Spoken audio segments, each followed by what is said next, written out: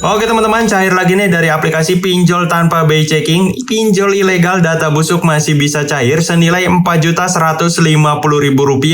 Jadi buat kalian yang mempunyai kendala kesulitan mencairkan pinjaman dari aplikasi pinjol yang berbasis di OJK, kalian bisa coba aplikasi yang gue rekomendasikan dalam video ini. Tapi perlu kalian ingat, ini adalah aplikasi pinjol ilegal yang sangat berbahaya. Nah, supaya kalian melakukan pinjol ilegal dengan aman, ada tipsnya dalam video ini. Jadi mudah-mudahan bisa membantu kalian. Buat kalian yang dalam keadaan darurat butuh dana mendesak, ini adalah pinjol tanpa BI checking, pinjol ilegal data busuk masih bisa cair, pinjol mudah cair ke Dana 2026.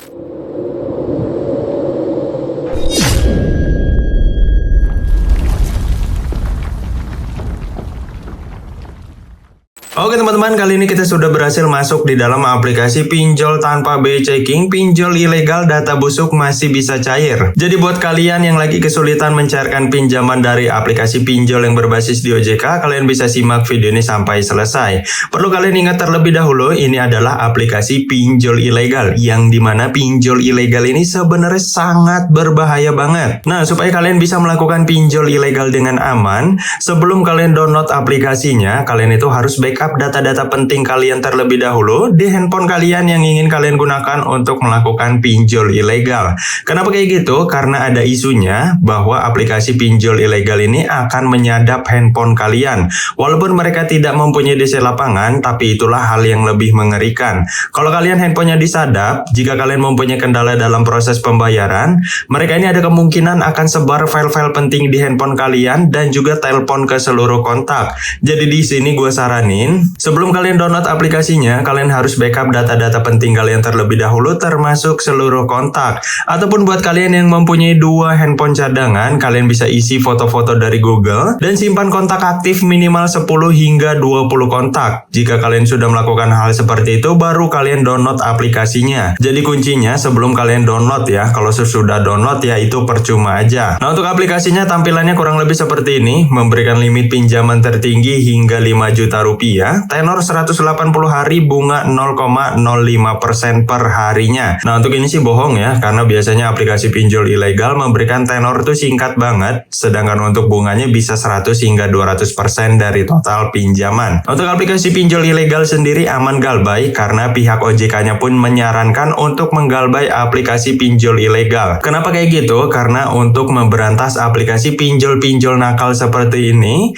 yang tidak mempunyai izin akses melakukan pinjaman di Indonesia. Nah, kebetulan banget di sini kredit skor gue jelek karena gue mempunyai riwayat yang buruk dalam aplikasi pinjol yang berbasis di OJK, bahkan gue termasuk dalam kategori Q5. Dan di sini kita akan membuktikan pinjaman ini akan di ACC atau enggak. Untuk langkah pertama di sini harus identifikasi wajah dan foto KTP bagian depan. Kalian pastikan ini hasilnya harus benar-benar jelas karena ini adalah jaminan utama melakukan pinjaman online. Kalau foto KTP bagian depannya aja nggak jelas, gimana pinjamannya mau di ACC? Oke, di sini gua akan isi terlebih dahulu untuk step pertamanya. Setelah itu kita akan masuk di step yang kedua. Nah, sekarang kita sudah memasuki di step yang kedua. Untuk step pertama tadi cuma foto KTP bagian depan, verifikasi wajah, dan isi data diri sesuai dengan data diri kalian. Nah, untuk step kedua ini kalian harus mengisi alasan pinjaman, pekerjaan, nama perusahaan, pendapatan bulanan, dan informasi alamat. Untuk step yang satu ini kalian bisa ikuti step by step yang gua berikan.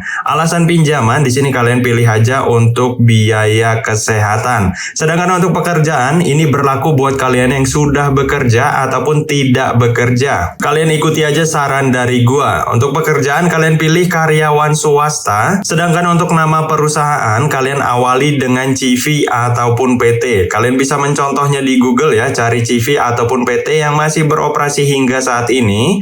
Dan yang kalian pilih itu yang lokasinya terdekat dari lokasi kalian. Nah, untuk pendapatan bulanan sendiri ini nggak perlu dibesar-besarin, cukup kalian isi aja sesuai dengan UMR kota kalian. Informasi alamat ini kalian bisa isi sesuai dengan alamat lengkap kalian. Untuk gang di bagian bawah sini, kalian tinggal plesetin dikit aja supaya menghindari hal-hal yang tidak diinginkan. Jadi kalian isi di gang ini, plesetin dari gang rumah kalian. Nah, oke, di sini gua isi terlebih dahulu ya untuk informasi alamatnya. Setelah itu kita akan masuk di step yang ketiga. Oke teman-teman, sekarang kita sudah memasuki memasuki di step yang ketiga, yaitu bagian pengisian kontak darurat. Dan kita di sini harus mencantumkan 3 kontak darurat. Dipastikan ketiga kontak darurat ini harus nomor aktif, tidak boleh nomor yang tidak aktif. Di sini gua akan memberikan sedikit tips sebelum kalian mencantumkannya di sini, supaya pinjaman kalian akan makin mudah di ACC. Jadi sebelum kalian cantumkan di sini untuk ketiga kontak daruratnya, kalian usahakan untuk melakukan lock panggilan terlebih dahulu di handphone kalian ya, supaya aplikasi ataupun sistemnya mendeteksi kalau kalian ini memang mempunyai hubungan dengan nomor kontak darurat yang kalian cantumkan. Nggak perlu sampai diangkat, nggak apa-apa, yang penting ada history lock panggilan. Nah, di sini gue akan isi terlebih dahulu untuk ketiga kontak daruratnya. Oh iya, di sini gue tidak merekomendasikan kalian mengisinya dengan nomor teman kalian, saudara kalian, ataupun orang tua kalian sendiri. Karena percuma aja kalian backup seluruh kontak, tapi kalian isi kontak daruratnya dengan nomor yang kalian kenal. Jadi kalian bisa isi dengan nomor sedot.wc ataupun yang lainnya ya. Nah, di sini gue akan isi terlebih dahulu. Setelah itu kita akan masuk di step yang keempat. Oke, di sini kita sudah memasuki di step yang terakhir ya, yaitu bagian pengisian rekening bank. Dan dipastikan harus menggunakan rekening pribadi milik kalian. Namanya aja udah tertera nih ya, sesuai dengan nama KTP yang kalian gunakan untuk verifikasi. Jadi tidak bisa pencairan rekeningnya ke orang lain ataupun orang tua kalian sendiri. Jadi harap gunakan rekening pribadi milik kalian. Untuk pilihan banknya sendiri cukup lengkap di sini ya. Yang paling direkomendasikan ada 6. Yang pertama BCA, BRI Mandiri, BNI, Bank Cimniaga, dan Bank Permata. Buat kalian yang mempunyai akun rekening, kalian bisa mencairkan pinjamannya ke rekening. Nah, buat kalian yang tidak mempunyai akun rekening, ikuti aja step by step yang gue berikan, karena di sini gue akan mencairkan ke Dana. Yang pertama harus dilakukan adalah pilih Bank Permata. Setelah itu untuk nomor rekening, ini kalian isi pakai kode pencairan Bank Permata ke Dana, yaitu kodenya adalah 8528 dan dilanjutkan dengan nomor Dana kalian. Jadi kurang lebih seperti itu ya, 8528 dilanjutkan dengan nomor Dana kalian. Untuk bagian bawah ini sama, karena ini cuma konfirmasi ulang nomor rekening aja. Kalau kalian masih kurang paham, kalian bisa tanyakan aja di kolom komentar ataupun nanti gue taruh di deskripsi untuk kode pencairan ke Dananya. Nah, oke, di sini gue akan isi terlebih dahulu untuk rekening bank ya. Setelah itu kita akan melihat tampilan yang berikutnya.